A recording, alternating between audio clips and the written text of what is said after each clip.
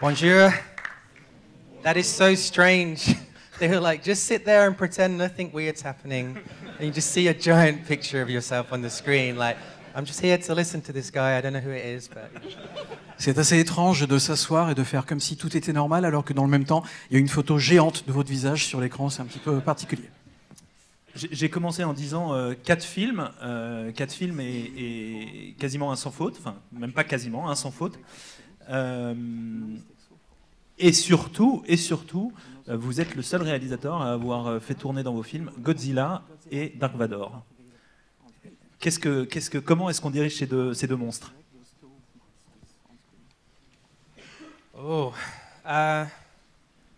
yeah. I mean, the weirdest one was Darth Vader, because he was actually there. Like, I mean, Godzilla was there too, but, you know, his eye line was so much higher than everybody else.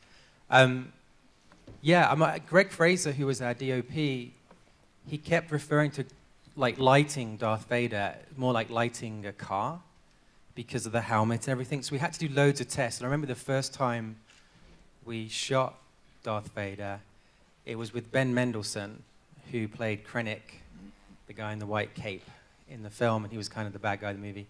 And Ben is famous in his other roles as being a very intimidating guy. Like, and I was worried the entire time we were filming that Ben was gonna freak out at me and have a big bust up at some point, because it's like working with De Niro or somebody. And so I remember the first day we started shooting Darth Vader, you know, everyone's trying to just stay in the zone and just forget that they're making a Star Wars film. And at some point, in the middle of a take, I asked Ben something, and I think I've made him snap. And he's like, Gareth, I need to talk to you. Gareth. I'm like, oh, shit. And so he marches me off to the corner of the room, and we stand there, and he's like, come here. And I'm like, yeah. And he goes, it's fucking Darth Vader. We're making a film with Darth fucking Vader. And I was like, yeah, I know. It's amazing. And he's like, yeah. And then we just go back, carry on the scene like nothing happened. Oui, en fait, c'est vrai que c'était très très étrange pour moi de filmer Darth Vader, parce qu'on parle de Darth Vader avec Godzilla, mais pour moi vraiment Darth Vader, c'est parce que c'est un personnage qui est tellement incroyable que se l'approprier pour un réalisateur, c'est pas évident. Et donc forcément, il y avait un peu de stress, un peu de tension pour nous, et on m'avait dit que éclairer, en tout cas, c'est vrai que éclairer Darth Vader, l'éclairer, le mettre en scène, le mettre en image, c'est un peu comme éclairer une voiture avec son casque, avec tous ses reflets, etc., ses petites lumières à droite à gauche. C'est vraiment un peu comme éclairer une belle voiture. Et la première fois, le premier jour du tournage, je me souviens qu'il y avait dans cette scène également Ben Mendelsohn, le comédien, un comédien qu'on voit souvent dans des rôles qui sont d'ailleurs assez flippants, assez stressants. Il est très impressionnant, très effrayant. Et dans le film, il joue ce personnage avec cette grande cape blanche, donc presque l'inverse, quelque part, le négatif de Darth Vader. Et donc, moi, j'avais un petit peu peur que le fait d'être à côté d'un personnage, encore une fois, aussi connu que Darth Vader et de tout ce qu'il transporte avec lui, eh bien, peut-être que ça serait déstabilisant pour Ben Mendelsohn. Il nous dit justement que le premier jour, quand on a commencé à filmer donc la scène avec Darth Vader, eh bien, il a posé des questions à Ben Mendelsohn. Il a vu que tout à coup, Ben Mendelsohn, il y a un truc qui a tilté dans son cerveau. Il a dit à Gareth Edwards, viens, il faut qu'on parle. Donc, ils sont dans un coin du studio. Il l'a pris à part. Il lui a dit, mais est-ce que tu te rends compte qu'on est en train de filmer avec Darth Vader? C'est un truc. Il est devenu un peu fou comme ça. Et puis, il était très très excité. Ils ont finalement fait la séquence. Et puis voilà, ça a été formidable. Ça a été le résultat qu'on a vu à l'écran. Gareth, on va passer 1h30 en votre compagnie. Je vous propose que, évidemment, on va reparler de Dark Vador et on va reparler de Godzilla. Je vous propose que pendant 1 heure, voilà, on parle ensemble. Et puis après, si le public veut vous poser des questions, il y aura un petit moment pour ça. Et on va partir du début. Et c'est un festival qui est international, mais surtout dédié aux films fantastiques. Je voulais savoir quel était votre rapport au genre fantastique. Vous avez fait 4 films qui sont 4 films fantastiques, ou de la SF ou du fantastique. Je voulais savoir quel était donc votre rapport au genre, et surtout à quel moment il était né en fait ce rapport au genre. Are there other genres? I've heard about these other genres. Yeah. I thought there was only fantasy and science fiction. I'm sorry. You can translate. I feel sorry for these people that have to wait like 20 minutes. We can do it in a little. Vous préférez que je traduise à la fin de chaque réponse ou toutes les deux phrases? Toutes les deux phrases. All right, okay. So I'm going to cut you very often. Okay. Yeah, I grew up. I grew up with Star Wars. It's an obvious thing to say. I was 2 years old when Star Wars came out. I don't remember it happening. It was just always there. I think the thing that really got me into science fiction storytelling was when I was a kid. I was about 11 years old. Went on a holiday with my parents to the southwest of America, and we went to Arizona, and we couldn't find a motel. It was the middle of the night in the middle of the desert, and we pulled into this stop, and there was an old television, like a 1960s television where you have to click the channels, and we clicked it round, and it landed on the beginning of a Twilight Zone. Oh, I'm sorry, I have to cut you. Yeah. En fait, mon amour pour la guerre, ça remonte en fait, et c'est un peu évident quelque part, c'est sans doute le cas pour beaucoup de gens, à un des premiers films de science-fiction qui m'a marqué et que j'ai aimé, qui est donc La Guerre des Étoiles, Star Wars. Et je crois que je l'ai vu quand j'avais 2 ans, quelque chose comme ça, donc ça remonte vraiment à il y a très longtemps. Et il nous dit, lorsque j'étais enfant, lorsque j'avais 10, 11 ans à peu près, je suis parti en vacances avec mes parents dans le sud-ouest des États-Unis, en Arizona, pour être précis. Et puis je me rappelle qu'on est arrivé un soir, il était très tard, il faisait nuit, on n'a pas trouvé de motel, puis on a réussi à trouver un tout petit hôtel comme ça, dans un coin, on y est allé, il y avait une télévision qui elle-même était très vieille, c'était le genre de télévision où pour passer d'une chaîne à l'autre, il fallait tourner une molette comme ça, clac, clac, clac, avec l'image qui arrivait comme ça. Et puis on est tombé comme ça, tout à coup, sur un épisode de la 4e dimension. I speak perfect French, by the way. I said this to David before we came in, and he was like, I won't get paid. Yeah, so thank you for pretending. I am very sorry. We're going to have to keep doing this. On fait semblant. Oui. Il est parfaitement bilingue, mais c'est un festival international, donc. What was I talking to Twilight Zone? Right, sorry. Yeah, and so there was this amazing. I don't know if you've seen the Twilight Zone. You should I highly recommend you checking it out. But this episode played out that was like really mind-blowing for me as an 11-year-old, and it was something from 30 or 40 years earlier.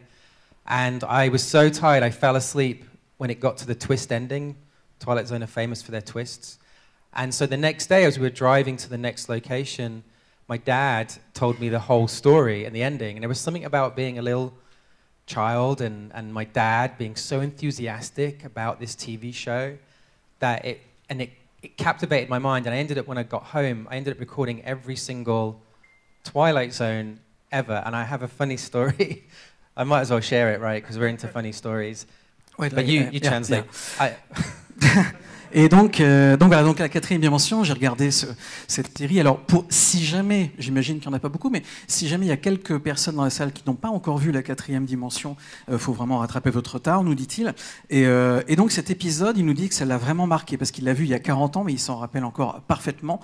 Et il se rappelle notamment qu'il avait 10-11 ans, c'était encore un très jeune adolescent, et il était très fatigué. Et donc du coup, il s'est endormi, et il a raté la fin. Et pour ceux qui savent, dans la 4e dimension, la fin, c'est généralement le twist, le truc qui fait qu'on comprendrait, c'est que c'est incroyable. Et ça, il l'a raté. Et donc, le jour d'après, il était dans la voiture et son père, qui était très enthousiaste, eh bien, lui a raconté l'épisode et lui a raconté la fin. Lui a raconté cette histoire. D'ailleurs, il y avait un enfant, il y avait des choses. Et c'était tellement incroyable la manière dont il a raconté ça que, nous dit-il, ça m'a vraiment captivé et c'est resté en moi. Ça a été vraiment le point de départ de beaucoup de choses. Et d'ailleurs, nous dit-il, par la suite, il a enregistré religieusement tous les épisodes de la 4e dimension qu'il a pu attraper à la télévision. Yeah, and so like I think it became an acceptable job because I could see my dad so enthusiastic about this art form, and then I ended up basically recording every single episode on British television. There's like 125 of them. When I went to university, my dad would still record them and send me them, and the problem is they were on Bravo channel at 11:30 at night. At 12 midnight, Bravo would become the adult channel, which was pornography. And so my dad would record the shows and set them recording and go to sleep, right? And then send me these things. Now, the adult channel was scrambled, so you couldn't see anything, right? Because we didn't subscribe to that channel. But my first week in film school, I was like feeling sorry for myself. I was probably a bit homesick. So I put on the Twilight Zone, had the volume up. I ended up falling asleep, and I woke up at 2 a.m. and the last episode had gone into the adult channel. And all that was blasting from my room was, do, do, do, do, do, do. And I was like, shit. And I was trying to turn it down. And then the next day at film school, I think, do I bring this up? Do I try to address it? But then I look like, doth protest too much kind of thing. And so I just had to take the hit like I was a pervert. Which you are not, obviously. Et donc, voilà, il regardait La Quatrième Dimension, et le fait que son père en parle de manière si enthousiaste, eh bien, ça lui a fait comprendre que c'était un métier qu'il pourrait faire, un métier acceptable, un métier dont il pourrait être fier auprès de ses parents. Donc, c'était vraiment le point de départ de tout ça. Et puis donc, il a enregistré tous les épisodes sur la télévision britannique, 125 épisodes. Et puis, il nous dit que lorsqu'il est parti à l'université, son père a continué d'enregistrer les épisodes. Il lui a envoyé les cassettes. Sauf que ce qu'il faut savoir, c'est que les épisodes en question passaient sur une chaîne de télé jusqu'à 23h, enfin à partir de 23h30. Et c'était des épisodes assez courts, 30-40 minutes à peu près. À minuit pile, en fait, la chaîne de télévision en question passait, ça devenait une chaîne de télévision adulte, avec des choses érotiques, voire plus. Vraiment, la jonction se faisait à peu près à minuit. Et parfois, son père, eh bien, il mettait la cassette, il enregistrait, et puis il enregistrait un petit peu plus longtemps. Et le problème, c'est que lui, il est arrivé donc dans une école de cinéma, et il avait emmené les cassettes, et puis le soir, il mettait les cassettes pour regarder La Quatrième Dimension, avec le volume assez fort, parce qu'il regardait, ça l'intéressait, il était un peu fatigué, et puis il s'endormait. Et puis le problème, c'est que quand il se réveillait, on était déjà 30, 40, 50 minutes dans le film d'après. Et il s'est rendu compte que la télévision, dans le dortoir de l'école, eh bien, on entendait très très fort des bruits suggestifs et qui font que du coup, après lui, forcément, il a arrêté tout de suite, mais il s'est dit, il y a peut-être un problème quand même. Et le lendemain, il savait pas quoi faire. Est-ce qu'il fallait qu'il en parle ou pas? Il a pas trop osé. Mais comme il y avait tous ces bruits suggestifs qui venaient de sa chambre, et bien voilà, à partir de ce moment-là, officiellement, c'était un pervers dans son école. Vous avez grandi avec Star Wars. On raconte d'ailleurs que vous récitiez par cœur le film dans la voiture, notamment dans les voyages avec vos parents. Ce qui m'intéresse, c'est de savoir ce qui au fond, au-delà de l'enthousiasme d'un enfant pour cette saga qui paraît assez partagée, à quel moment vous vous dites c'est ça que je veux faire, c'est ces films-là, et pourquoi, encore une fois, pour revenir à votre rapport au genre, qu'est-ce qui fonde votre rapport au genre? Qu'est-ce que vous aimez dans le fantastique? Yeah, I mean, I think when I first, like a lot of people, I guess, in this room, I don't remember seeing Star Wars for the first time. We had a Betamax player at home, and when we got it, the first thing I got was Star Wars, and I put it in, and it never came out of that player for most of my childhood. And if anyone had asked me, I knew exactly what I wanted to do with my life at that point, as soon as I saw this film, and it was to join the Rebel Alliance and help defeat Darth Vader. And then eventually, at some point, someone explains to you, or you realize that this is not possible. This thing is a lie, right, called cinema, and it's all made up bullshit. And sorry, I have to cut you. Okay. They ask for it. En fait, je ne me souviens pas exactement de la première fois où j'ai vu La Guerre des Étoiles à l'écran. Je m'en souviens pas. C'était il y a trop longtemps. Par contre, nous dit-il, je me souviens que le premier magnétoscope qu'on a eu quand j'étais petit, eh bien, c'était un Betamax, parce qu'il faut savoir qu'en France, on a commencé direct avec le VHS, mais dans les pays anglo-saxons, c'était d'abord le Betamax. Et donc, lorsqu'on a eu le Betamax, la toute première cassette Betamax que j'ai eue, c'était La Guerre des Étoiles. Je l'ai mis dans le lecteur, et en fait, la cassette est restée dans le lecteur. Ad vitam aeternam, je l'ai revue et revue et revue encore. Et donc, oui, effectivement, je savais exactement à partir de ce moment-là que mon avenir, ce serait ça. Pas de faire la Guerre des Étoiles, mais de battre Dark Vador, de joindre l'Alliance Rebelle. Voilà, c'est ça que j'allais faire dans ma vie, sauf qu'un jour, on m'a dit que c'était pas possible, parce que c'était de la fiction. Mais ça m'est resté, ça a été le point de départ. And so it felt like, well, the second best option then is I'll become a liar, like George Lucas. And it was like, then it was this really difficult task, like for everybody, is like, how do you become a filmmaker? And I think the reason it's funny, I've only started to understand Star Wars as an adult. As a kid, it just hits you and you just go with it, and it's like this perfect dream. And I feel like as an adult, when you try and understand what storytelling is, why do we tell stories, what the hell is going on there, I ended up discovering that George Lucas was very much influenced by this book called A Hero with a Thousand Faces by Joseph Campbell, and that what, in theory, stories are, is all stories are actually the same story. All the different myths from all over, you know, the world for thousands of years, if you analyze them, they've all got very common elements. And I believe that, you know, as humans, we can kind of clone ourselves. We sort of are immortal in the sense that we have children and we keep going. The only difference is between your child and the parent is they don't have all of your experience, all of your memories. And so what a story is, like if the body is the hardware, then a story is like the software that you load into the child.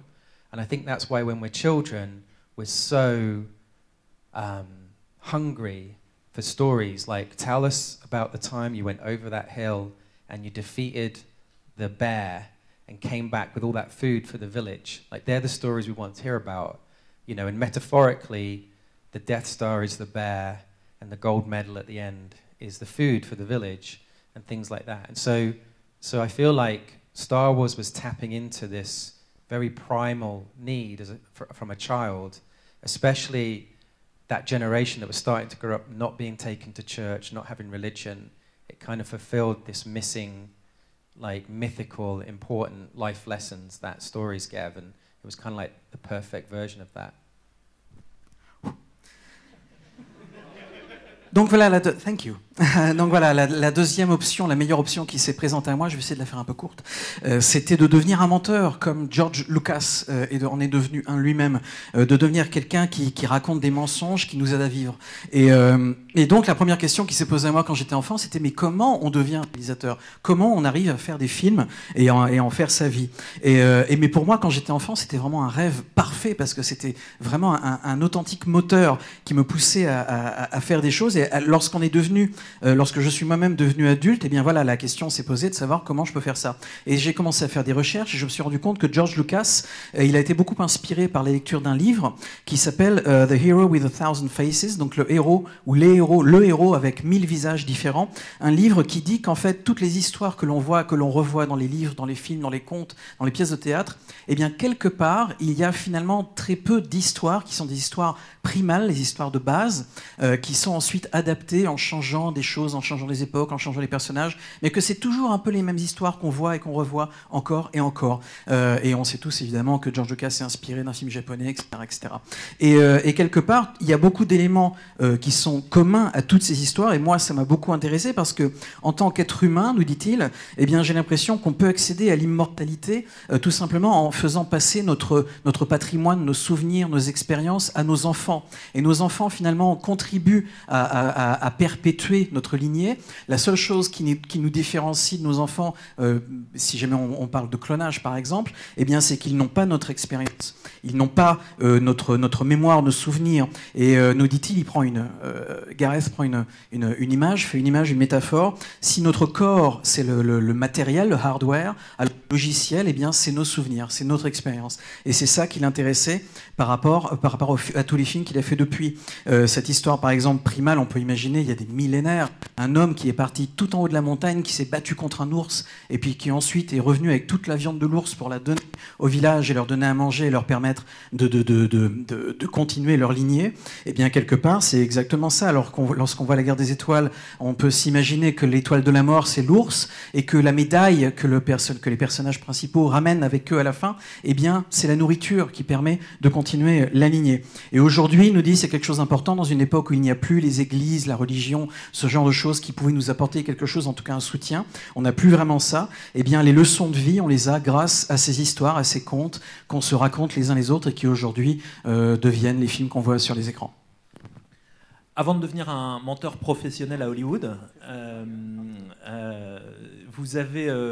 D'abord, il faut peut-être rappeler que vous êtes anglais et vous avez fait une faculté d'art en Angleterre, et vous avez travaillé au début dans les créations d'effets visuels pour des docu-fictions.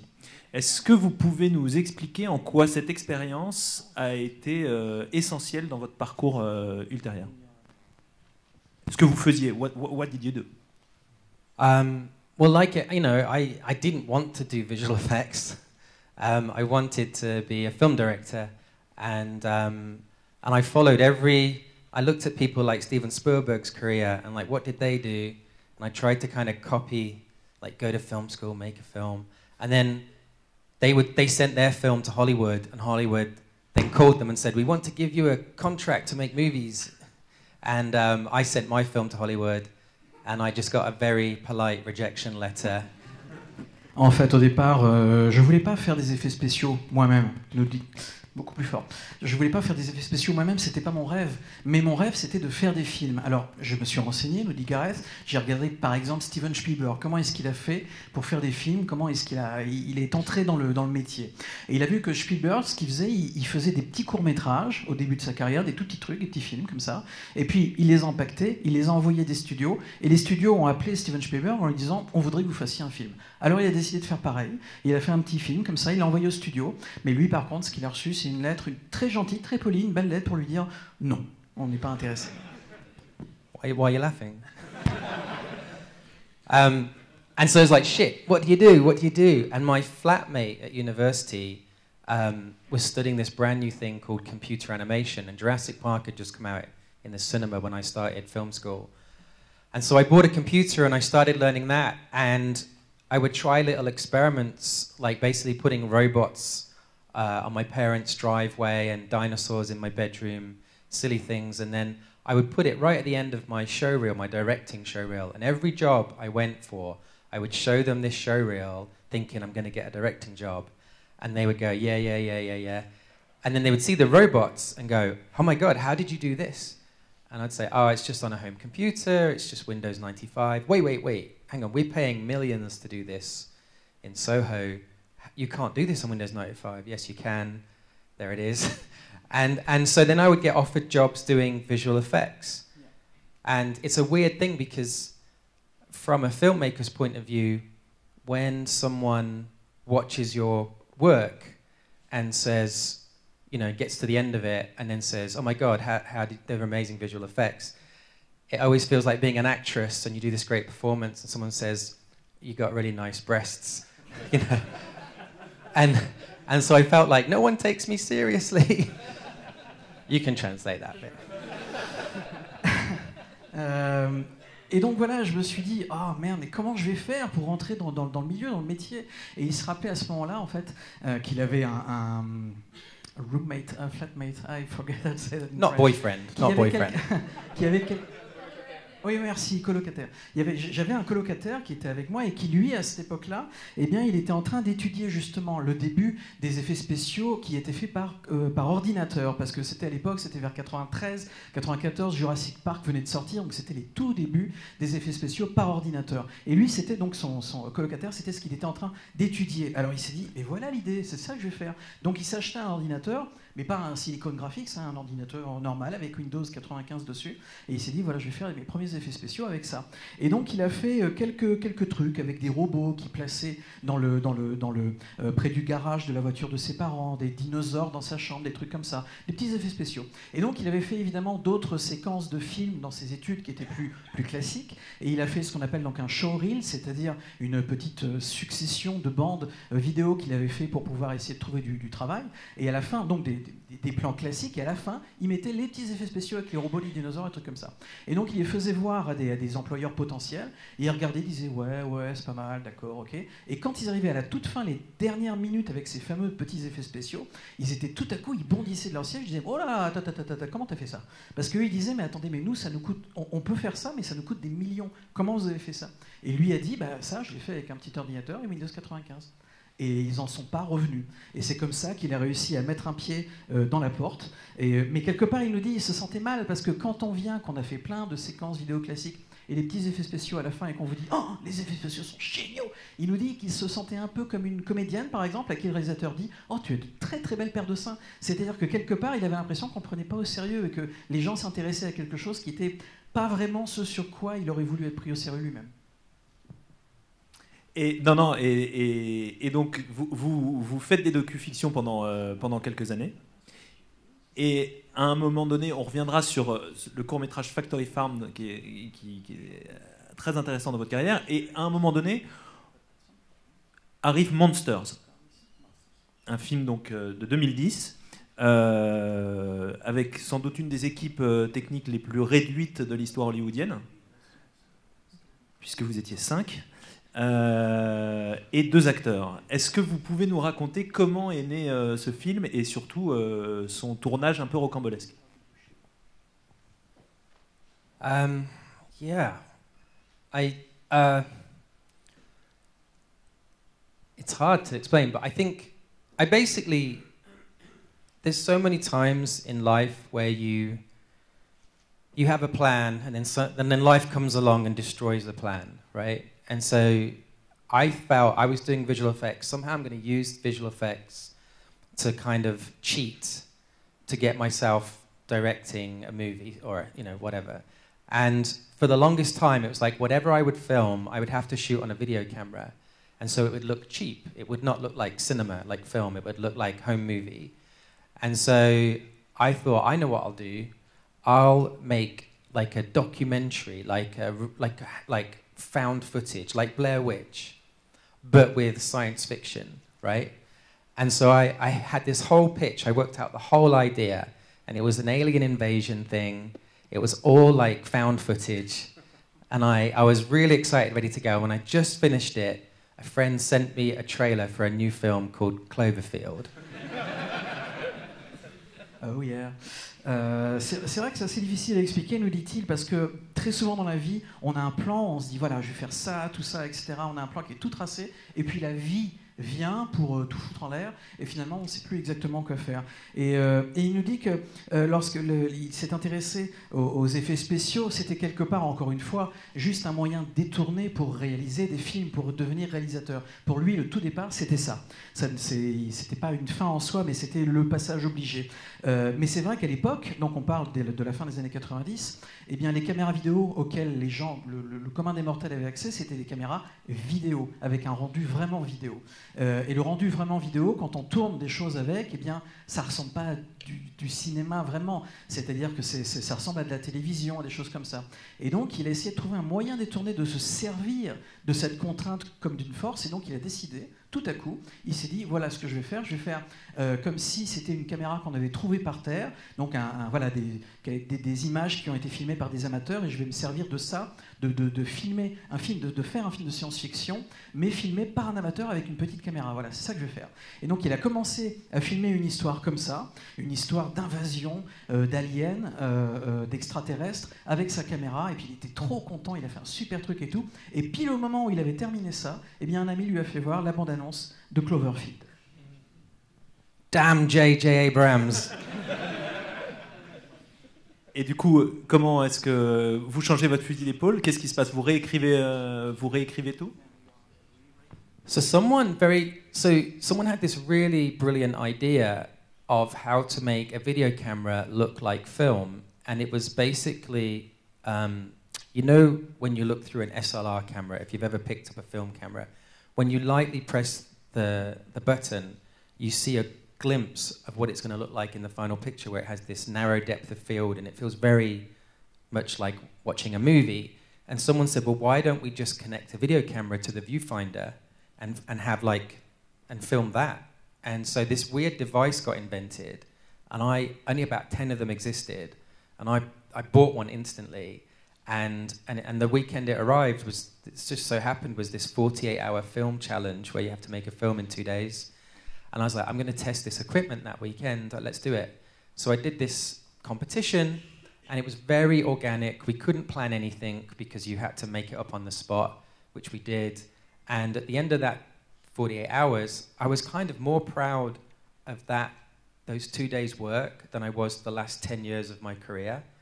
And so I basically showed this to a production company in the UK that made very, very cheap films. And they were like, how much did this cost you? And I said, it's about £100. And they were like, but it looks like film. And I was like, yeah. And they said, so you could make a movie for like a few £1,000s, you know? And I was like, yeah. And they were like, okay. And they gave me the money, and 3 months later, we were in Mexico shooting Monsters.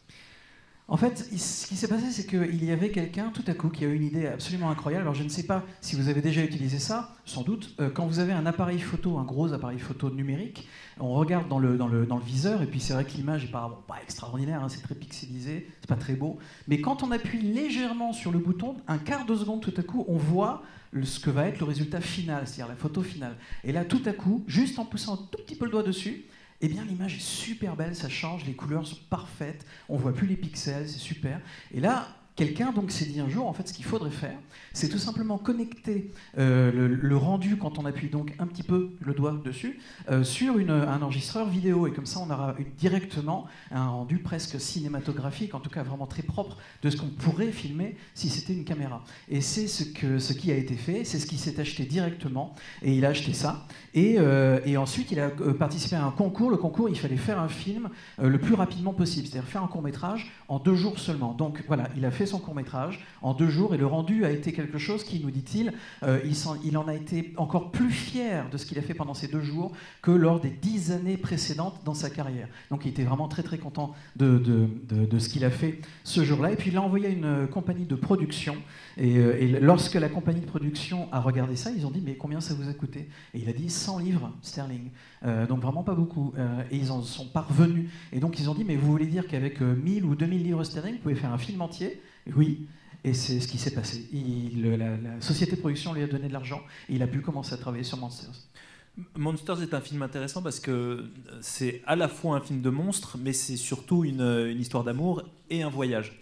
Quand on essaye de voir les influences du film, on voit autant Spielberg, en fait, notamment Close Encounter, enfin Rencontre du troisième type, que Peter Watkins pour ses docu-fictions, ou même Apocalypse Now.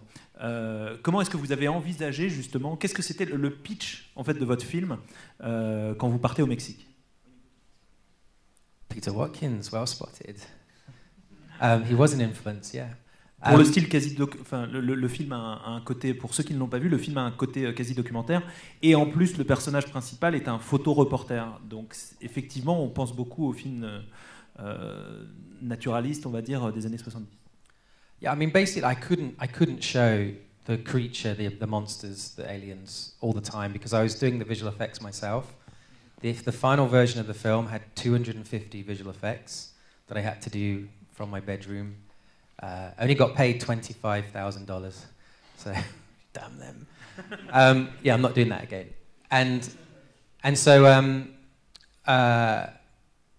yeah, basically the films that were an inspiration, I actually started. I studied Lost in Translation and Brief Encounter, the British film, David Lean. And it was really interesting because I basically watched both of those movies and I wrote down all the beats of the story. They're basically, you know, for anyone who hasn't seen them, you've all seen Lost in Translation. But I wrote down the beats of that love story, and they were identical, and all the same beats happened at all the same time. And then I started watching things like African Queen and other sort of like antagonistic love stories, and they're all, just like A Hero with a Thousand Faces, they all conform to the same beats. And so then I just took those beats and I put them into my story with these two people, and yeah, and it was really interesting because the first cut of the movie was about 5 hours, and by the time we finished, about 8 months later, we got it down to 90 minutes, and all those beats were in exactly the same minutes as the other movies. And it's something, as much as you like to think you create a film or a story, you don't really. You kind of discover it. Like, it's something in everybody. The reason it affects people is because they have it inside them too, and you're trying to find it, like scraping away at a carving, you know, to reveal something that's already there. So it's. I feel like storytelling is just.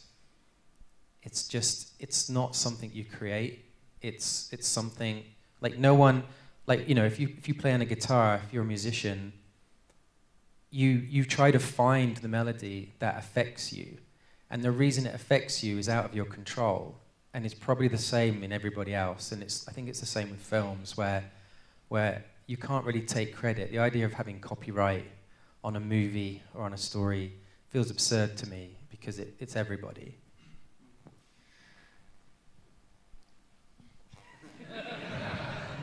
Sorry, sometimes I black out. En fait, le truc, c'est que dans mon film, je ne pouvais pas, nous dit-il, faire voir le monstre parce que c'est moi qui faisais les effets spéciaux. Je ne pouvais pas trop faire voir le monstre. Mais dans le film, il y a quand même 250 plans truqués que j'ai fait dans ma chambre, sur mon ordinateur. Et j'ai été, gagné $25 000 avec ça. Mais c'était énormément de travail et le résultat n'était pas toujours... Il a fallu que je joue avec les contraintes de ce que j'étais en train de faire. Donc je ne pouvais pas tout le temps faire voir le monstre. Donc je me suis intéressé à l'histoire d'amour. Et pour ce faire, je me suis inspiré, j'ai regardé notamment plusieurs films avec des histoires d'amour et je me suis rendu compte de quelque chose. J'ai notamment regardé le film Lost in Translation de Sofia Coppola et Brief Encounter, un film de David Lean, right? Yeah. Un film de David Lean, un film britannique de David Lean. Et je me suis rendu compte que ces deux films étant quand même très différents l'un de l'autre, c'était deux histoires d'amour avec des antagonistes, des personnages qui ont du mal à se trouver. Et il s'est rendu compte, en fait, avec un petit chronomètre, que tous les moments importants, les points de rupture dans l'histoire, les événements importants arrivaient au même moment de l'histoire. Le timing était toujours le même, quelque part. Alors, ça l'a intrigué, il a commencé à regarder d'autres films. Queen, what was the other? African Queen. African Queen. Et il s'est rendu compte, encore une fois, c'était la même chose qui se passait. Il a commencé à écrire son film. La première version du film, d'ailleurs, faisait 5 heures, avant qu'il commence vraiment à tailler dans le gras du film. Et quand il a vraiment fait un montage plus resserré de 90 minutes, il s'est rendu compte, sans faire exprès, que les moments importants, eh bien, de nouveau, étaient synchrones avec ce qu'il avait pu voir dans Lost in Translation et d'autres films. Donc, encore une fois, pour souligner l'universalité de l'histoire qui était racontée et revenir à ce dont il parlait tout à l'heure avec le livre Heroes with a Thousand Faces. Et donc, quelque part, il dit, lorsqu'on se dit qu'on crée un film, que c'est une création complètement personnelle, pas vraiment, parce qu'il nous dit que quelque part, il pense, en tout cas pour lui sa théorie, c'est qu'il y a un matériau qui est commun à tous, qui est compris par tous, et ensuite on se l'approprie, mais de manière absolument non réfléchie, eh bien, on retombe toujours sur nos pieds d'une manière ou d'une autre, de manière à ce que toutes ces histoires soient en fait sur le même principe. Et il nous dit que lorsqu'on joue de la guitare, par exemple aujourd'hui, quelqu'un qui prend une guitare, qui joue de la guitare, il va finir par trouver un rythme qui lui est propre, qui lui parle à lui. Mais c'est pas vraiment de la création, c'est également quelque chose qui est venu de l'expérience, de l'écoute de tellement de musique, de choses que, encore une fois, ça devient universel. Et c'est toujours un peu les mêmes choses qui finissent par revenir dans toutes les histoires. Et c'est pour ça aussi qu'il nous dit, pour terminer, que lorsqu'on parle du copyright d'une histoire, du copyright d'un film, ça fait un peu rigoler parce qu'il n'y croit pas plus que ça. Quand on voit Monsters, notamment avec ses visions du mur qui sépare les États-Unis du Mexique, quand on pense à Godzilla et cette fable sur le danger nucléaire, ou même la tech, puisque ça se passe à San Francisco, quand on voit aussi Rogue One et cette apologie de la rébellion et de la révolte humaine contre des tyrannies, et évidemment encore plus dans The Creator, on en a parlé la dernière fois qu'on s'est rencontrés. Je m'étais dit, ok, Gareth Edwards, c'est un cinéaste politique. Or, une des premières choses que vous m'avez dit, c'est je ne fais pas de politique. Donc, soit j'ai tout faux, soit on n'est pas d'accord sur le terme de politique. Est-ce que vous pouvez nous expliquer, et peut-être à partir de Monsters justement, quelle est votre vision de ce message politique qui apparaît quand même dans vos 4 longs métrages? Yeah, I don't feel like I'm political. But I am very interested in finding the metaphor or the more like timeless allegory of the story that you're telling. And whatever era you tell it in, it might seem like, oh, you're trying to make a comment on this. And it's like, if you had made it 10 years earlier, they'd be picking a different political thing that you're talking about. And so it's never like a specific political problem, but it's more like the problem with human beings and the world and the way we always repeat the same issues. Like they never go away. Like in The Creator, people were saying, oh, you're trying to make a comment on the Ukraine. And it's like, no, we were making, I wrote that film 2 years before the invasion of the Ukraine. But whatever time it came out, there would be some conflict. What was very interesting, actually, when we were doing The Creator, is there's a scene, I'm not spoiling it for people. Have they seen, has it been shown yet? Okay. It doesn't, okay, so it doesn't spoil it anyway. So there's a big scene with these giant tanks. There's a big battle scene with these tanks. And we were filming in Thailand, and we ended up filming that day where we were doing the tank invasion was the same day that Russia invaded the Ukraine. And we were watching on our phones all these tanks going into these towns, and then we had to go and shoot that day the same thing. And what was really weird was we needed Western-looking faces, and we were filming in Thailand, and the only expat community in Thailand is Russian and Ukrainian. So basically on set we had Russians and Ukrainian guys dressed up as soldiers fighting on the same team in our movie. And during the lunch break, we'd sit down, everyone's exhausted, and you'd watch them, and they're chatting to each other, and they're laughing, and they're joking. And you kind of think, yeah, see, like when you get to know people, we get along. You know what I mean? It's only when we're kept apart, and you never actually end up in an experience with them, that you fear them, or you think badly of them. And I think that was the metaphor, that was the analogy, the politics of that movie. En fait, je ne pense pas, il faut que j'arrête de dire en fait, je ne pense pas faire des films politiques, en tout cas avec un message politique, nous dit Gareth Edwards.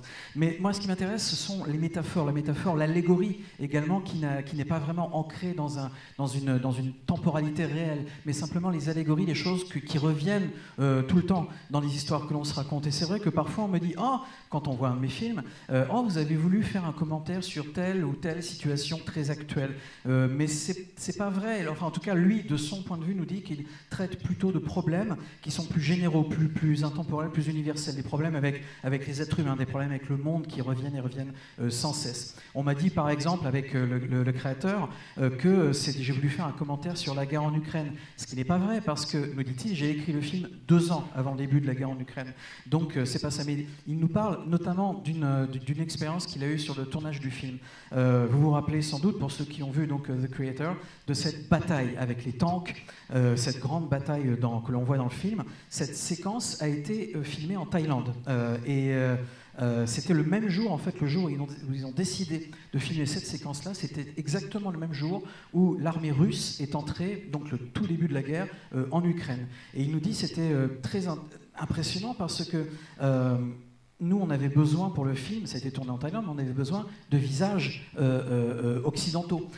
Et on a regardé donc les images de ce qui se passait, on était impressionnés, et on cherchait donc des comédiens avec des visages occidentaux pour ces séquences-là.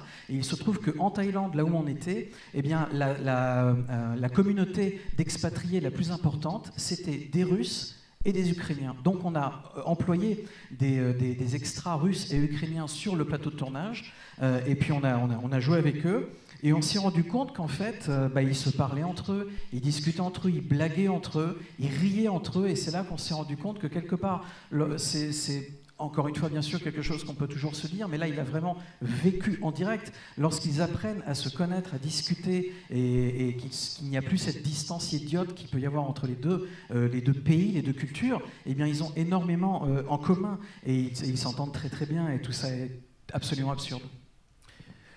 Quand Monster sort, donc c'est un énorme succès, vous l'avez réalisé pour 500 000 $, pardon. On est en 2010 et c'est l'époque où en fait éclot toute une génération de cinéastes qui ont un peu votre pédigré, on va dire. Il y a Neil Blomkamp qui vient de sortir District 9, il y a Bayona, Juan Antonio Bayona qu'on connaît bien à ce festival, qui a sorti L'Orphelinat en 2008, il y a Duncan Jones qui vient de sortir Moon. Est-ce que vous voyez des similarités avec ces cinéastes, et qu'est-ce que représente cette génération d'artistes? Yeah, I would not put myself on the same level as those amazing filmmakers, but I think we all came through. We were all inspired by the same films. You know, whether it be James Cameron, Steven Spielberg, George Lucas, and everybody else like Scorsese, but there was like a childhood era of fantastic and sci-fi movies that we all grew up with. And then there was like how you just couldn't get a job, you know, directing films. It wasn't possible. So everyone goes their own little route. And I think, I remember seeing Neil Blomkamp short on the internet and thinking, fuck, this guy's really good. I'm fucked. Bon, pour commencer, je voudrais dire que, nous dit-il, que je ne me considère pas du tout un égal des réalisateurs que vous avez cités. Pour moi, à mon sens, on n'est pas sur le même niveau, ils sont quand même largement au-dessus. Mais je crois que le point commun, c'est tout simplement le fait qu'on ait tous été inspirés par les mêmes réalisateurs, par les mêmes images, les images de Cameron, de Scorsese, de George Lucas et de bien d'autres. C'est avec ces réalisateurs-là et avec leurs films qu'on a tous grandi, eux et moi. Donc ça, c'est un vrai point commun. Il faut savoir que tous ces gens-là, donc moi inclus, hein, comme il le disait tout à l'heure, eh bien, on voulait vraiment faire ça, mais on ne savait pas comment faire, parce qu'il voilà, n'y avait pas vraiment de chemin tout tracé, d'explication comment faire pour être un de leurs égaux. Donc c'est la raison pour laquelle on a tous un chemin différent. On est tous arrivés à ce niveau-là d'une manière, d'un chemin détourné, etc. etc. Mais il nous dit que quand même, il se rappelle particulièrement avoir été vraiment marqué par un court-métrage de Neil Blomkamp. Vous parliez tout à l'heure de District 9. Et quand j'ai vu ce court-métrage de Neil Blomkamp, ça m'a impressionné. It felt like in the 2000s when I'd finished film school and everybody was breaking into being a film director through doing music videos and commercials, like Chris Cunningham and Jonathan Glazer, and it felt like that's where that's the way in, right? That's how you unpick the lock. And I tried, I did a music video, and I couldn't get a job. Like it just didn't work. Everything I tried, it was not happening. And then I feel like I'm kind of lucky. I think every generation has something unique in their generation that is the way in. And for me and the people I think you were talking about, it feels retrospectively like it was being able to make things look way bigger than they cost using digital technology. And that wouldn't have happened 10 years earlier. That wasn't possible. And so for me, it felt like I can now say I was born in a good time, but whilst I was trying, it felt like this has all gone very wrong and I've wasted my life. I really thought I really wanted to be a film director, and I was 35 before I made my first film, and I kept looking at IMDb, which I do not recommend, and doing the maths on how old all my heroes were when they made their first film. And everybody was like 25, you know, some were younger, but thank God for Ridley Scott, because he was like nearly 40 when he made his first film, so it was like, it gave me hope.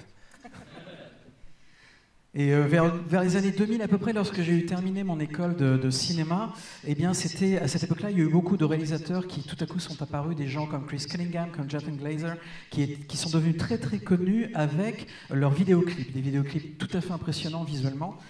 Et c'était quelque part le pied dans la porte pour ces gens-là. C'est comme ça qu'ils ont réussi à rentrer, à se faire connaître et à rentrer dans le milieu du cinéma. Et il nous dit, moi à cette époque-là, je me suis dit, je vais essayer. Donc j'ai fait des petites vidéos comme ça, des clips pour des groupes, pour des chanteurs, mais ça n'a pas marché. Ça n'a pas marché du tout. Je me suis dit, c'est pas possible. J'ai vraiment pas de chance. Il y a un truc quoi. Mais il s'est rendu compte aussi que chaque génération de réalisateurs en fait a quelque chose, un avantage qui n'existait pas avant et qui ne s'est pas reproduit après. Et pour lui, pour sa génération, la chance qu'il a eue, eh bien, c'était d'avoir tout à coup la possibilité technique, au niveau du matériel, de faire avec du matos pas cher, cheap, etc., de faire que tout à coup, ça a l'air d'avoir été fait avec du matériel incroyable, beaucoup d'argent, des effets spéciaux, alors qu'en fait, pas du tout. Donc les petites combines qui permettaient de faire d'un truc à 50 francs, que ça ressemble à un truc à 5000 francs. Et ça a été pour lui une véritable chance, mais ça a pris du temps. Et il nous dit que lui, il s'est très très souvent dit à cette époque-là, j'ai foutu ma vie en l'air, j'ai perdu trop de temps, ça sert à rien, je vais nulle part.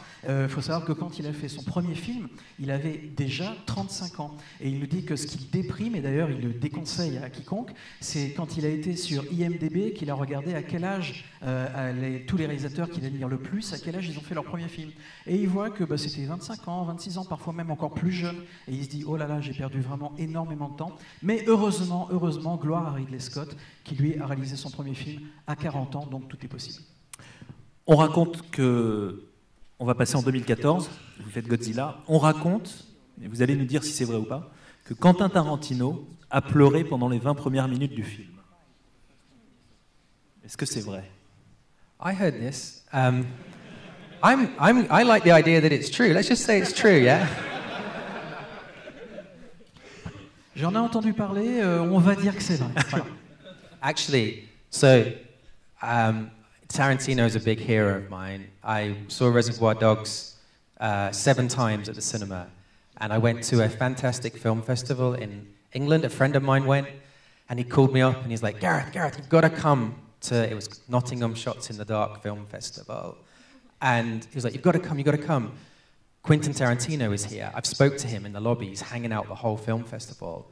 So I drive up and got him to sign my poster, Reservoir Dogs poster, and he signed it to Mr. To Mr. Purple, a.k.a. Gareth, right? Which is a reference from the movie. And then we got to watch a film called Le Samurai, and there was 2 seats available, and it was right next to Tarantino, and we dived, like trying to be the person that could sit next to him. And he was like, have you seen this film? And we were like, no. And he's like, oh, you're going to love it. And he spent the movie watching our reactions. And so we like overreacted the whole movie, like, oh my God, it's amazing. And I left thinking, and that poster stayed on my wall for like 15 years. And I was like, if I ever get to meet him, I'm going to tell him this story. Like, if I ever get to be a film director, I'll tell him this story. Should I carry on?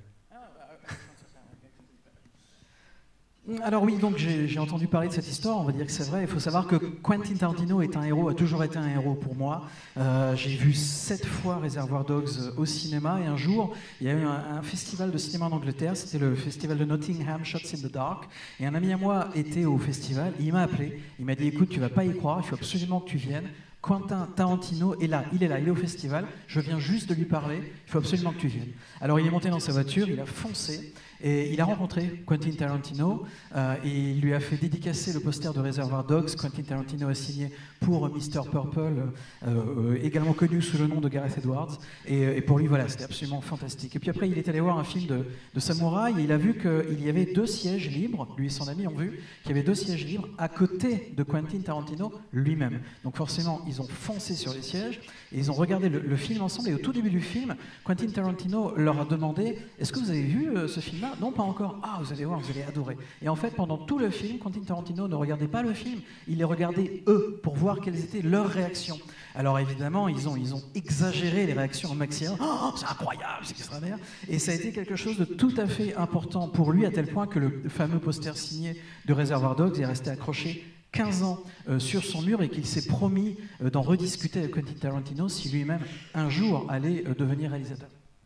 And then made Monsters, and it got into a major film festival, and it was our world premiere, and we didn't even have film, we had a tape, because we had to rush a copy, and they didn't even have a way properly to play it, but we put this like pneumatic tape in, it was terrible, and we put it in this and hit play, and we sat, and it was the world premiere, and my whole life, everything I'd spent 35 years working towards was hanging by a thread, and just as it got to the end of the film, the projector broke, and the tape broke, and I was like, fuck, my life is over. And it started again. I remember it as being like 10 minutes. Everyone else says it was like 10 seconds. But, and then the next day, I had to do an interview for a website I'd never heard of, and this guy was hanging in the background, and when it was over, this guy comes over, and he's like, I'd like to talk to you. I was at the screening last night. Oh, hi. And he basically said, I'm an agent in Hollywood, and I would like to represent you. And I was like, yeah, totally, you know. And then I just said, yeah, okay, let's do it. And he was like, don't you want to know who I also represent? It's like, whatever. and he was like, Quentin Tarantino, Tim Burton, Wes Craven, John Woo. And I was like, what the fuck? And so we ended up going to Hollywood, and they played Monsters to a cinema just about this size, a bit smaller. And they said, come and introduce it. So I go on stage, hi, my name's Gareth, I did the visual effects myself from my bedroom. And as I'm saying this, I'm like, oh, there's Harvey Weinstein. I keep talking, oh my God, there's Quentin Tarantino. And I'm like, fucking hell. And so then the film ends, and I'm waiting to say hello and say something afterwards. And I was like, I'll tell him about the poster. This is gonna be amazing. But the thing is, you know when you're about to do something that's really important, and you know you're going to be one day on stage telling this story, I record in my brain, put my Betamax tape in, and I hit record to like remember this moment. But it was so overwhelming that when he came up, when I play that tape back, all I hear him saying is, I don't remember any of the conversation. I have no idea what he said. Probably hated it. But yeah, don't meet your heroes. Et lorsque j'ai fait le film Monsters, eh bien, j'ai voulu faire voir le film dans quelques festivals. Et il faut savoir qu'à l'époque, il n'y avait pas encore de copie 35, donc j'avais une cassette Humatic. C'était une espèce de succès d'année de Betamax, donc pas extraordinaire, mais enfin le mieux qu'on puisse avoir à l'époque. Et puis je me rappelle, donc il y a eu la première mondiale du film. Moi j'avais 35 ans et c'était vraiment pour moi la culmination de 35 ans de vie. C'était très très important pour moi. Mais en fait c'était une catastrophe. La projection était catastrophique. Déjà donc la qualité n'était pas géniale. Et en plus de ça, 10 minutes avant la fin, le projecteur est tombé en panne. Donc vous imaginez l'enfer absolu. Mais finalement le projecteur a commencé à refonctionner 10 secondes avant la fin. Bref, c'était vraiment pas terrible et j'étais vraiment déprimé. Mais le jour d'après, eh bien, il y avait un site internet dont je n'avais jamais entendu parler, nous dit-il, qui voulait faire une interview de moi. Donc j'y suis allé, j'ai fait l'interview. Et juste après cette interview, il y a quelqu'un qui est venu me voir, qui m'a dit « Bonjour, j'ai vu votre film hier, je suis agent à Hollywood et j'aimerais bien vous représenter. » Alors lui, il a dit « Bah oui, bien sûr, au contraire. » Et l'agent lui a dit « Mais vous voulez pas savoir qui d'autre je représente ?» Non, vous me représentez, c'est bien déjà. Mais il lui a dit quand même qu'il représentait également John Woo, et puis Tim Burton, et puis Quentin Tarantino. Et là, il s'est dit, ah, quand même.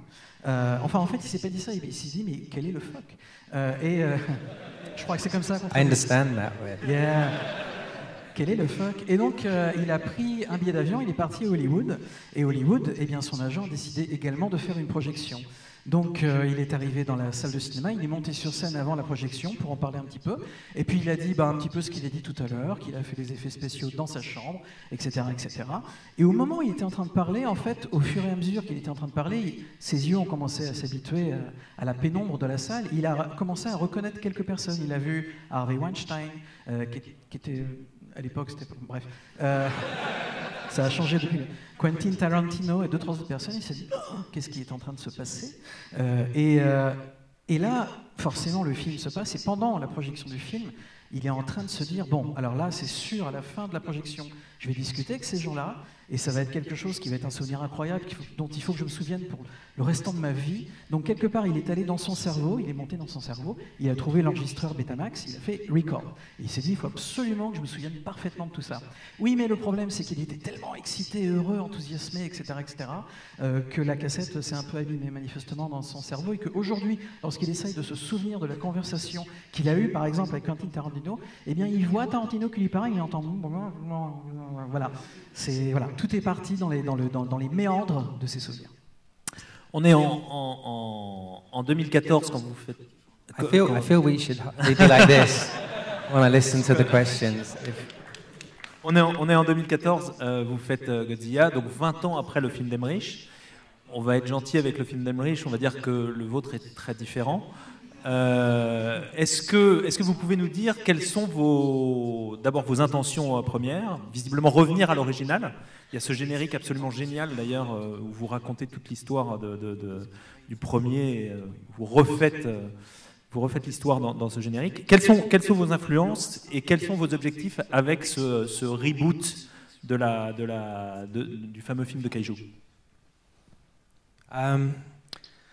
Yeah, I mean, the problem is when you make a science fiction film, and I don't know if you want to call Godzilla science fiction or fantasy or a horror or monster movie, but when you make one, you're trying to find the metaphor. Like, what is this really about? Because the idea of a giant monster coming and destroying us is not really a problem we have in the real world. So you're trying to find what is the problem that has meaning in this film. And the really obvious thing is, nuclear threat, from the original 1954 Godzilla, Hiroshima. And just before we started filming, and before we even started writing, there was the Fukushima disaster. Essentially, a giant thing came from the ocean into Japan and caused a radioactive catastrophe, which is kind of Godzilla. And so there's all these obvious things you want to do, but we're making a massive American popcorn movie. And so you're trying to get these ideas in and these things in, whilst also not scaring to death the studio, who are already maybe a little bit worried you're going to go do some art house monster movie because of your first film. And so we had a lot of support. I was very, very lucky from Legendary and Thomas Tull, who gave me this opportunity. And we managed, I'm very proud of some of the bits in it, in that so Ken Watanabe, who's also in the last film, the creator, we basically had Department of Defense cooperation, and what that means is you have the US military helping you make the movie. So we got to go on real aircraft carriers. We had the US Navy working with us. And we had in the movie this speech by Ken's character talking about the pocket watch, which is a famous Hiroshima relic that stopped at 8:15 when the bomb dropped. And he talks about it and he cries as he's remembering his dad who left him this watch. And we were like, they're never going to let us do this, you know. But it was the whole reason Ken was making the movie, because to have an American film by the US Navy talk about Hiroshima as a regretful thing was like a really important cathartic thing for him, and it was really important, you know, for him going back to Japan, that that's what he did the movie for. And so the whole time I was just scared they were going to cut this out. And we did have to compress it. It was a long speech, but we had to compress it a bit. But it stayed in the film, and I think it's my proudest thing in that movie is that there is, I think it goes over everyone's head, like it's a little backstory moment for a character, but for us, it meant like a lot. And I don't know how much that ever gets noticed. You know, everyone's just busy watching a giant monster destroy things. But that was the meat on the bone for that one, I think. En fait, le problème lorsque j'ai... Comment ? En fait, c'est dingue ça. J'ai un vrai type de langage, il faudrait que j'en parle. Le problème avec Godzilla, que j'ai eu en tout cas avec Godzilla lorsque j'ai commencé à réfléchir à cette réappropriation d'un mythe aussi célèbre que Godzilla, c'était tout d'abord trouver quel était le moteur du film. Est-ce que c'est un film de science-fiction ? Est-ce que c'est un film d'horreur ? Parce que finalement, les histoires, on va dire le problème d'un monstre qui vient comme ça, radioactif, et qui casse tout dans une ville, c'est pas vraiment un problème qu'on a dans la vraie vie. Donc, il a fallu que je trouve, nous dit-il, une métaphore, la métaphore du film. Le film parle vraiment de quoi ? Et si jamais on revient à la source du personnage et de l'histoire de Godzilla, on se rend compte que le film part de la menace nucléaire, parle donc évidemment, le film est né des cendres de Hiroshima, du traumatisme qu'a été Hiroshima. Et en plus de ça, le film a été fait, on a commencé à tourner le film exactement au moment où il y a eu la catastrophe de Fukushima. Fukushima, quelque part, eh bien c'est ça, c'est une menace incroyable qui vient de l'eau, qui sort de l'eau et puis qui détruit tout, exactement comme Godzilla lui-même, quelque part. Donc la réalité a rejoint la fiction d'une manière épouvantable. Mais il nous dit que c'était pas évident de faire un film qui parle de ça, qui explique tous ces thèmes, toutes ces choses, mais en même temps, c'est un film qui est également un immense film popcorn américain dans le sens le plus entertainment du terme, un vrai film de studio. Il ne fallait pas effrayer le studio avec ces thématiques de menaces nucléaires, etc. etc. Et on a eu beaucoup de chance, nous dit-il, parce qu'on a reçu un soutien indéfectible de la part des studios Legendary. Et puis, il nous dit également, il y a eu aussi quelque chose qui était tout à fait important pour moi, c'était d'avoir ce comédien américano-japonais, Ken Watanabe, qui joue d'ailleurs aussi dans le film The Creator, pour ceux qui l'ont vu et pour ceux qui ne l'ont pas encore vu. Donc on avait cet acteur avec nous dans le film qui n'était pas retourné au Japon, et il voulait également avoir cette opportunité de faire le film pour retourner au Japon. Pour lui c'était important. Mais il faut savoir que le film a reçu le soutien de l'armée américaine. L'armée américaine a notamment apporté un grand soutien logistique, lui a donné le droit de faire beaucoup de scènes, de tourner beaucoup de scènes sur les appareils de l'armée eux-mêmes. Et Ken Watanabe, dans le film, il fait un discours qui lui tenait vraiment beaucoup à cœur lorsqu'il parle de la montre que son père lui a léguée, la montre qui s'est arrêtée au moment précis du largage de la bombe sur Hiroshima. Et la montre qui est donc une relique très importante et qui a beaucoup de sens par rapport à la guerre, et il se met à pleurer, et il fait tout un discours qui, encore une fois, lui tenait vraiment à cœur. Mais c'était compliqué pour lui, parce que le film, encore une fois, a été financé et aidé par l'armée américaine, et c'était compliqué d'avoir un film avec un discours qui expliquait le regret de l'armée d'avoir fait ça. C'était pas évident à gérer, et il a eu peur que l'armée lui mette un petit coup de pression pour couper cette séquence donc du discours très, très, très émotionnel de Ken Watanabe, mais ça n'a pas été le cas. Bon, il nous dit, on est obligé de le raccourcir un petit peu, mais voilà, le discours est encore dans le film, et pour lui, c'est vraiment une des choses dont il est le plus fier. Vous avez fait Monsters, qui était un film, on va dire un film d'auteur de science-fiction, avec des visions très personnelles.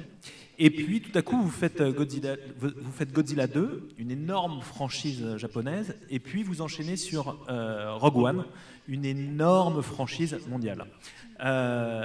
Ma question est, à quel moment vous décidez... Est-ce que vous décidez finalement d'être un pur faiseur, c'est-à-dire de vous plier, de vous plier aux contraintes qui seront liées à ces franchises, ou est-ce que l'idée c'est aussi de les subvertir et en espérant pouvoir en faire des films de Gareth Edwards?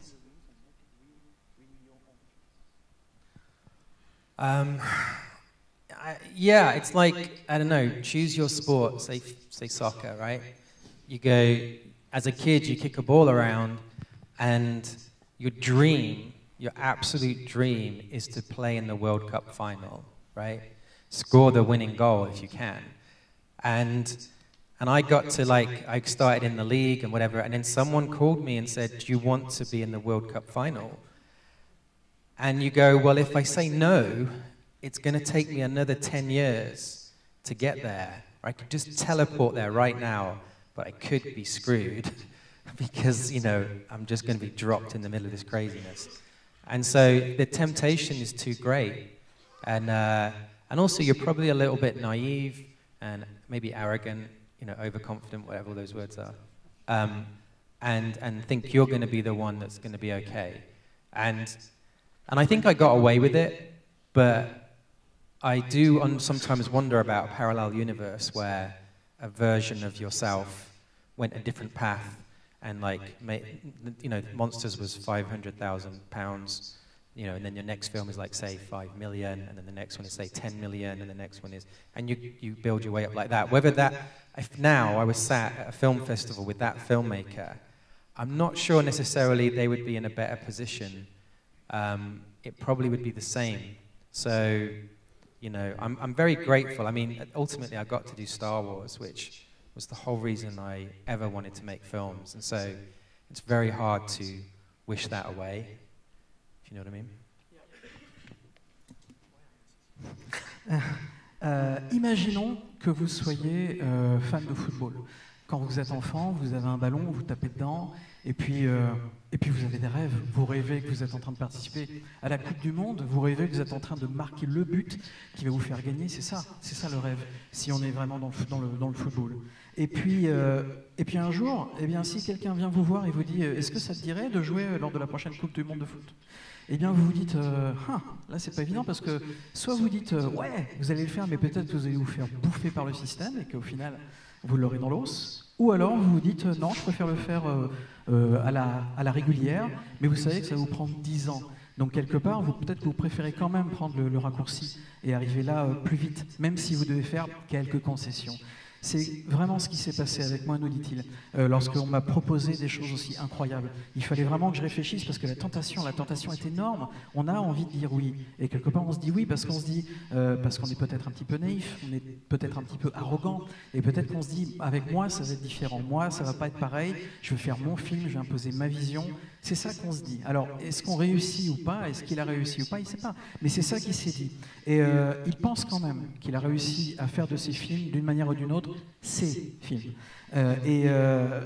Et puis aussi, il garde en tête un peu comme s'il y avait un univers parallèle dans lequel Monsters, par exemple, a fait 500 000 entrées, et puis le film suivant en a fait 5 millions, le film suivant en a fait 10 millions. Il se dit peut-être que je suis l'égal, finalement, maintenant, de tous ces réalisateurs que j'ai pu admirer.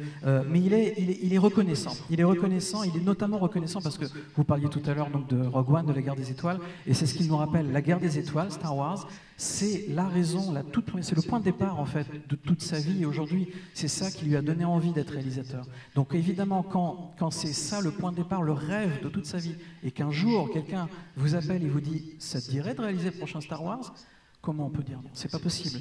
Et c'est pour toutes ces raisons qu'il a finalement été dans cette direction. Est-ce que vous vous souvenez du moment où justement l'organisateur de la Coupe du Monde, appelons-le George Lucas, vous a passé un coup de fil? After the film was finished? Non, avant, pour Before. vous proposer, oui, c'est peut-être pas lui d'ailleurs qui vous a proposé, c'est Kathleen Kennedy. Comment est-ce que vous êtes arrivé sur le projet de Rogue One? Yeah. So no, it wasn't George, because George had left, so he had sort of retired. Yeah, I was finishing Godzilla, and I got, well, basically early in Godzilla, we heard, just like everybody, you read on the internet, J.J. Abrams is doing a new Star Wars film. Oh, okay, cool. And then you think they're talking to loads and loads of filmmakers, and I got an email saying, would you like to come into Lucasfilm, have a chat? And I got it months after, you know, that they announced. So I thought, oh, they probably talked to like 200 people now. I'm 201, which is not bad, right? I'll take that. And so I couldn't go because we were doing Godzilla. I just couldn't. I had no free time, which felt horrible. You know, Lucasfilm is calling you. So I didn't go. And then about 6 months later, I got another contacted again. Could you come in now? Yeah, great. And I couldn't tell anybody on Godzilla because, you know, there was a planned Godzilla 2 and 3 and 4 or whatever. And so I couldn't say to anyone that I was going to go and meet about Star Wars. And so I had to lie. And so I pretended I was like ill and I needed the toilet. Because we were mid-editing. I was like, I'm not feeling too well, I've got to go. And I left the edit suite and ran down the road, because Disney is right next to Warner Brothers, ran down the road and went for this meeting about Star Wars that lasted an hour, then came back. And I think they thought, oh my God, do you need a tablet or something? And then I got sent through an email the next day that was like these 2 ideas for movies, Star Wars films. And I was like, oh my God, like, this is cool. It's never going to happen again. So I actually didn't read them straight away. I knew I wasn't going to have time to properly digest them, so I waited till the weekend when I could turn my phone off and everything. And I read the first one, and I was like, this is really cool. It'll make a great film. I'm not the guy to do this. Like, I won't do the best version of this. I shouldn't do it. And I was like, shit. Then I read the next one, and it was John Knoll's basic idea for Rogue One. And as I was reading it, I was like, what is this? Where is this? What is this? And it was just 2 pages, I think. And it was like, what the hell? And then it got to the end in Princess Leia. And I thought, what? They're doing a prequel to A New Hope? You know, like, they can't do that. Like, that's sacrilegious. You can't make that film. Like, that's wrong. Like, they shouldn't do this. What are they thinking? Like, this is going to be a terrible idea. And then I was like, wait a minute, they're offering it to me. Actually, it's a really good idea. Maybe I should do this. And yeah, and I really thought that I was one of 200 people that were being talked to about it. And about the 2nd or 3rd meeting with Kathy Kennedy, I just thought, I've got to ask. And I said, how many other filmmakers are you talking to about this? And they're like, oh, just you. I was like, are you crazy? and then, yeah, that's kind of, it went from there. Bon, je vais essayer de la faire courte. Bon courage. Alors non, c'est pas George Lucas qui m'a appelé, parce que en fait à cette époque-là, George Lucas avait déjà quitté le navire, il était déjà parti en retraite, donc ça s'est pas passé comme ça. En fait, c'était à l'époque où j'étais en train de terminer la préparation de Godzilla, et J.J. Abrams annonce qu'il va faire un nouveau Star Wars. C'est super, c'est très bien, bonne nouvelle. Et puis moi, je reçois un email, et l'email c'est Lucasfilm qui demande est-ce que est-ce que ça vous dirait de venir discuter avec nous, comme ça, voilà, discuter. Mais lui, le problème, c'est qu'à ce moment-là, il ne pouvait pas y aller parce qu'il était en pleine préparation du tournage de Godzilla. Il ne pouvait pas, il n'avait pas du tout de temps. Et il nous dit, c'était horrible pour moi, mais il était obligé de dire, bah non, je ne peux pas. Donc voilà, c'est fini. Et donc il fait le film, etc. Et puis en fait, il est en train de faire le film. Là, il nous parle, il y a un saut dans le temps. On est 6 mois plus tard. Il est vraiment en plein en train de faire le film dans le studio. Et il reçoit encore un email, encore Lucasfilm qui dit, vraiment maintenant, vous pouvez venir pour discuter avec nous? Et là, il se dit, bon, là, il faut vraiment que j'y aille. Mais le problème, c'est qu'il ne pouvait en parler à personne autour de lui dans le studio. Parce qu'il y avait déjà des plans pour faire Godzilla 2, Godzilla 3, Godzilla 4. Et tout était sur ses épaules. Il ne pouvait pas en parler à quiconque. Donc, il a menti. Il a dit qu'il était malade, qu'il avait besoin d'aller aux toilettes tout le temps. Et en fait, à cette époque-là, il était dans les studios de la Warner. Et les studios de Disney étaient vraiment de l'autre côté de la route. Donc, à un moment donné, mais c'est vraiment comme ça que ça s'est passé, il a dit, oh, j'ai mal au ventre, je reviens dans quelques minutes. Il est parti. Il a traversé la route et il a discuté donc de la guerre des étoiles. Et en fait, il est resté à discuter tellement longtemps que tous ses collègues ont cru qu'il était malade et ils ont proposé des médicaments.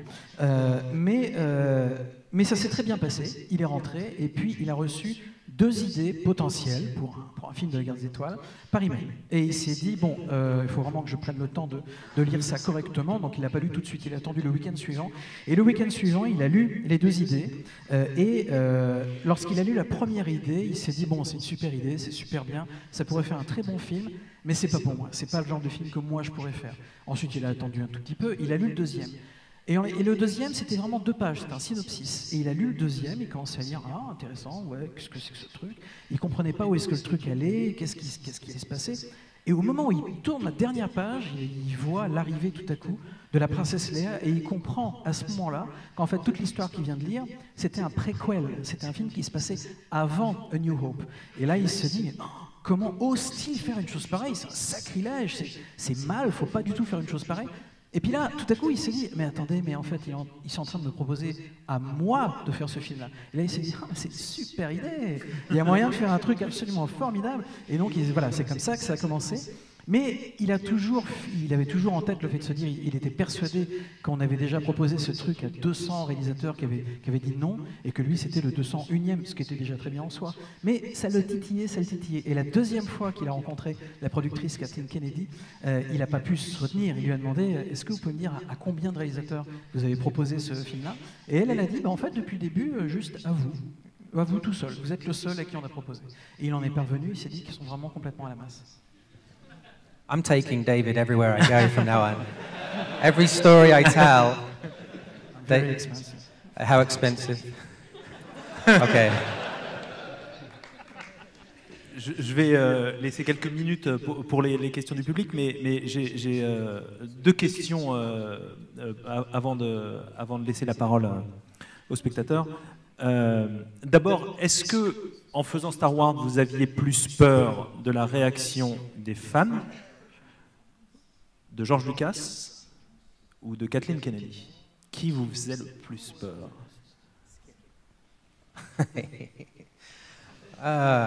The thing I was most afraid of, I feel if there was an Olympic event, prove you are the biggest Star Wars fan in the world, I feel I could maybe win gold. Like, when I was 30, for my 30th birthday, I went to Tunisia. I stayed the night in Luke Skywalker's house. I drank blue milk, and I went and watched the sunset by the igloo in the middle of the salt flats there. I'm a massive, massive Star Wars fan. I put so much pressure on myself. Like, it didn't... As many fans in the world that would hate me for the rest of their life, it was like I would hate myself if we screwed this up. Like, I wouldn't be able to live with myself. And so... that was the biggest pressure, my own feeling about this. And also spending the rest of your life going to things like this and people shouting, "You ruined my childhood!" You know. Yeah, that's scary as hell. Je pense que la chose en fait qui me faisait le plus peur, qui mettait le plus de pression sur mes épaules, c'était, il vous le dit là maintenant, qu'à son sens, à lui, il pense vraiment que le plus grand fan de la Guerre des Étoiles, de Star Wars, dans le monde entier, le plus grand fan au monde, c'est lui. Et il allait sans doute, s'il y avait un concours, il remporterait sans doute la médaille d'or. Et donc forcément, faut savoir par exemple que quand il avait 13 ans, il est parti en Tunisie, il a passé une nuit, il a dormi dans la maison de l'oncle de Luke, il a bu du lait bleu, il a regardé le ciel comme ça, c'est vraiment un grand malade.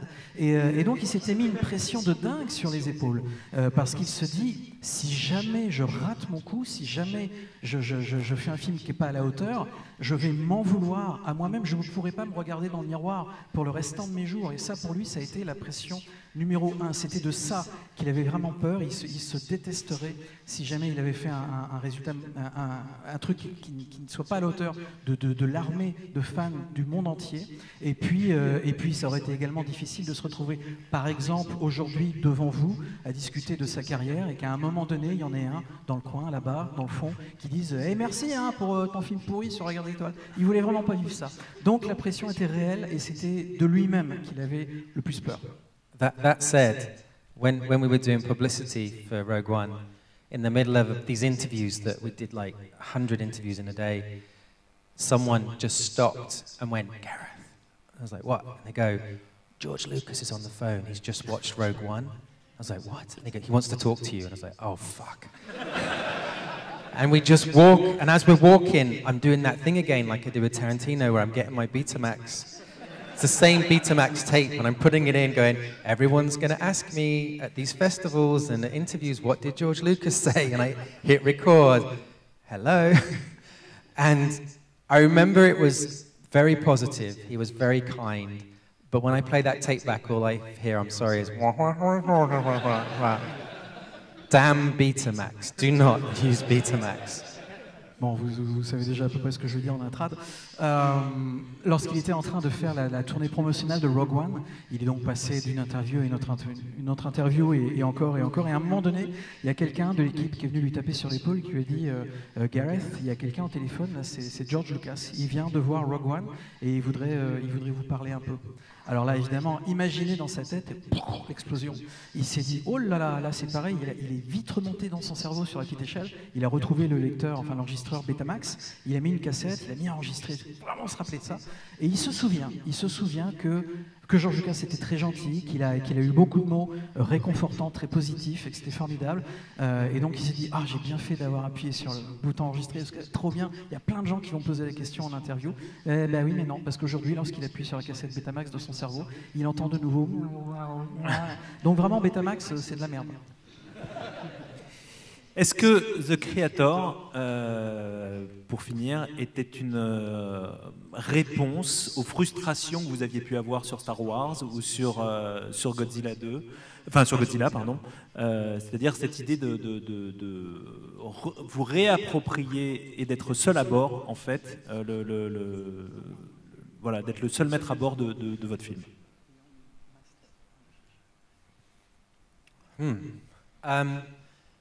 Yeah, I think what happens is when you make a very low budget film, there are lots of advantages to having no money and lots of limitations. Surprisingly, it's a very creative situation.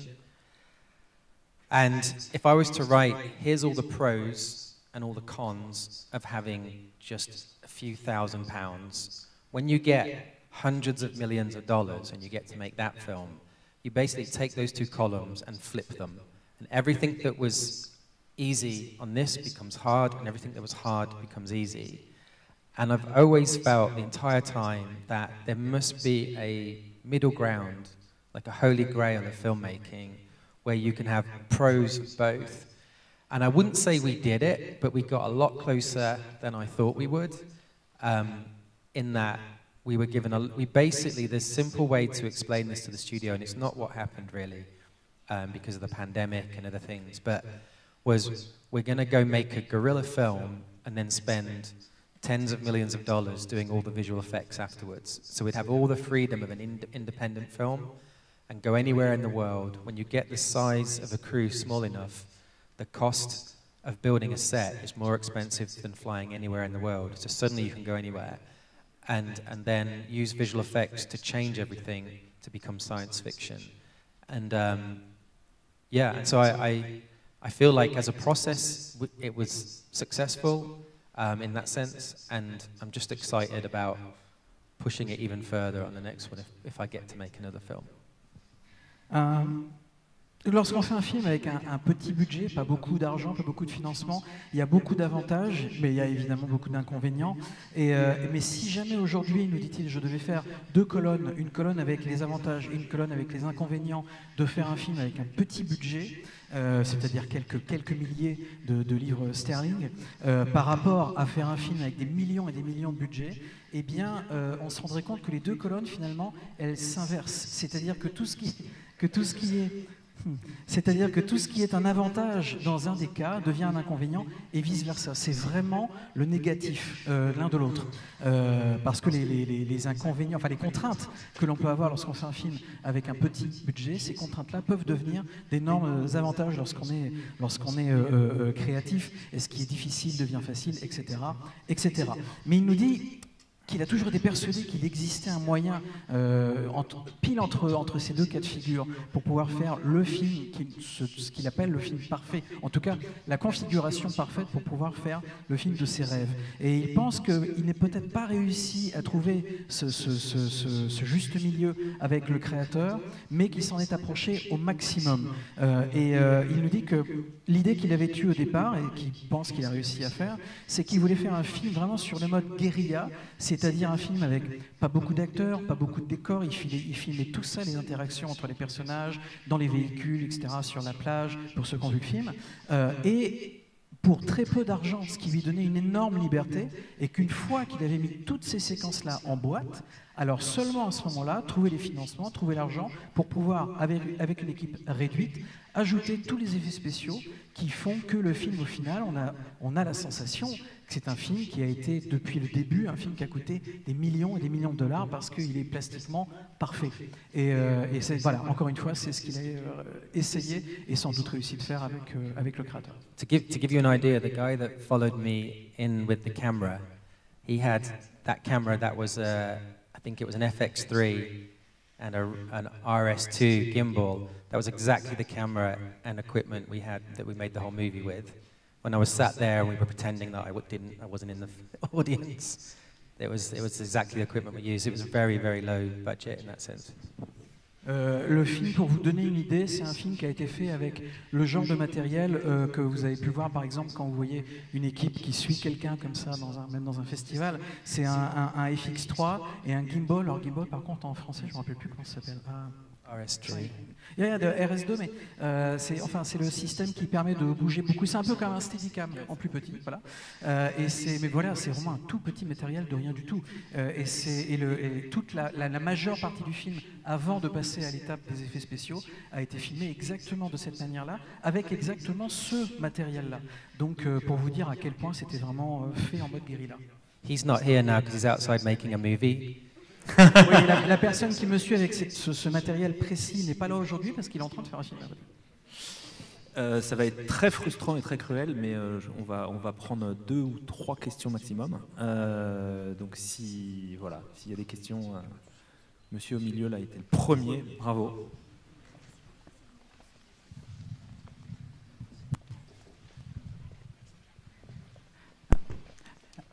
Hello Gareth. One or 2 questions. Bon, ça sera en français, mais. Yeah. Est-ce que vous avez déjà eu des bras de fer avec des studios? Si oui, lesquels? Et deuxième question, ça fait quoi d'être un des meilleurs Star Wars?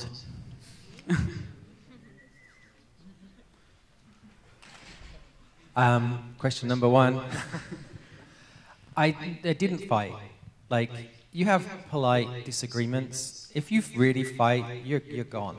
So you can't fight like that. Question number 2, I'm afraid you're mistaken. I didn't direct Empire Strikes Back. I just look like Irvin Kershner, you know. Thank you. Bon, je pense que tout le monde a compris, mais je vais quand même traduire. Alors, pour commencer avec les bras de fer avec les studios, il n'y en a pas eu vraiment. Il y a eu de temps en temps on n'a pas été absolument d'accord, mais c'était très poli, très courtois, parce que c'est ce qu'il nous dit, lorsqu'il y a un vrai bras de fer, qu'on est vraiment en désaccord, avec un gros studio, généralement, ça se passe mal et c'est assez rare qu'on gagne, donc c'est pas une bonne idée. Donc voilà, ils ont toujours essayé de trouver le compromis. Et par rapport à la deuxième question, je pense que vous faites erreur parce que, nous dit-il, je n'ai pas réalisé l'Empire contre-attaque. Donc voilà, on parle manifestement pas du même film. Il y a des questions au fond.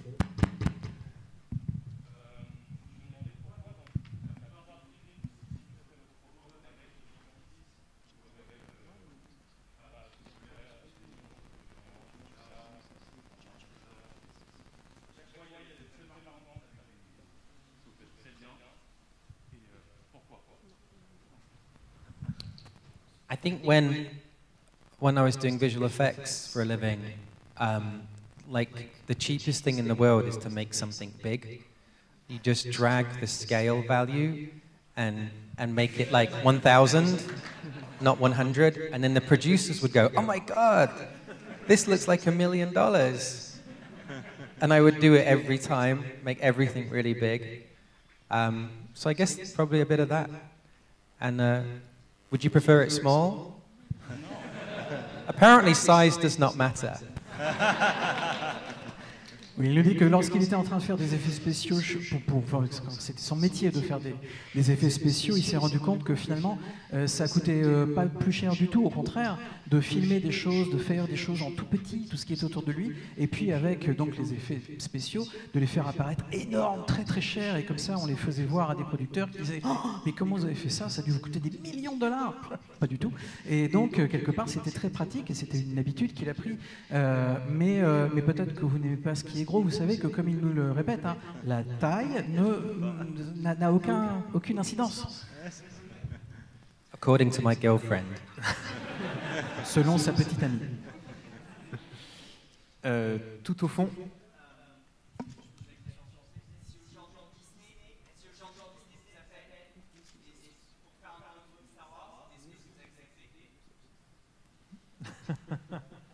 Are they on the phone now? I just have to, give me 5 minutes, I have to. It's such an amazing universe. You know, never say never, but I won the lottery. Like, I won the lottery, and the last thing you're supposed to do when you win the lottery is spend all your winnings on more lottery tickets. You're supposed to walk away and let someone else have a go, so that's what I'm trying to do.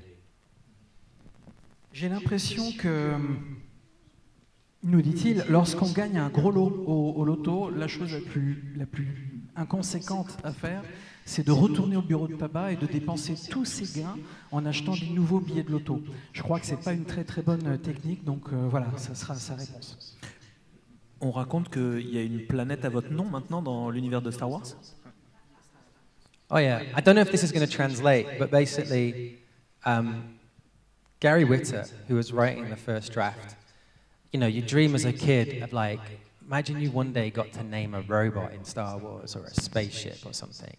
And he was having to make up loads of names, every character, and it got like exhausting. And eventually he's like, Gareth, you got to help me name some stuff. And I was like, oh yeah, brilliant. And he goes, you got to name the planet at the end of the movie. The big way the whole third act is, you can come up with a name for that. And I knew this was a big moment, and I was like, okay, give me 5 minutes, I need to think about this. And so I was like, I'm going to go get a Starbucks. And so I go outside, and I go and queue up for Starbucks, and say my name, and then I get to the end. And I must have said to them, when they said, what's your name? I must have said, it's Gareth, because they wrote Scarif on the cup. And I just went back into Gary, and I went, it's called Scarif. Brilliant story, man.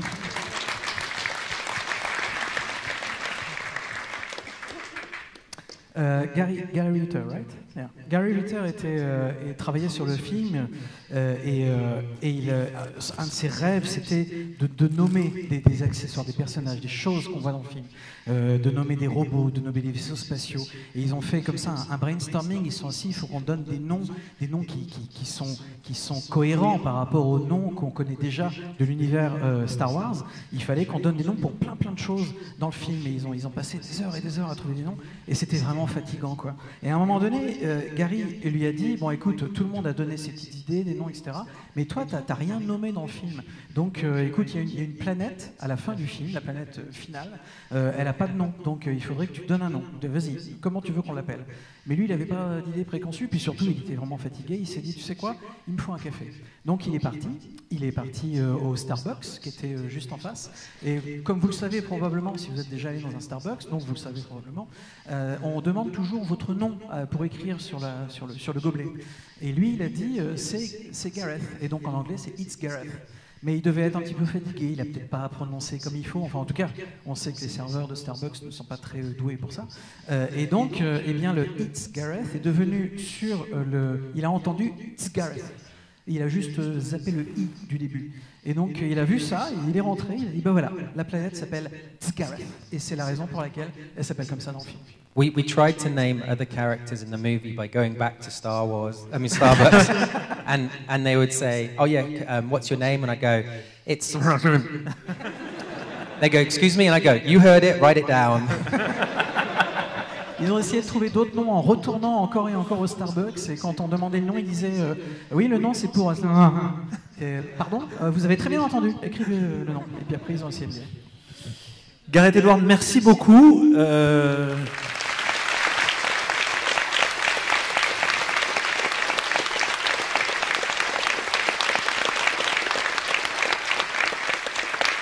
Ça aurait pu continuer des heures et des heures. Je ne vous ai même pas posé une seule question sur Donnie Yen.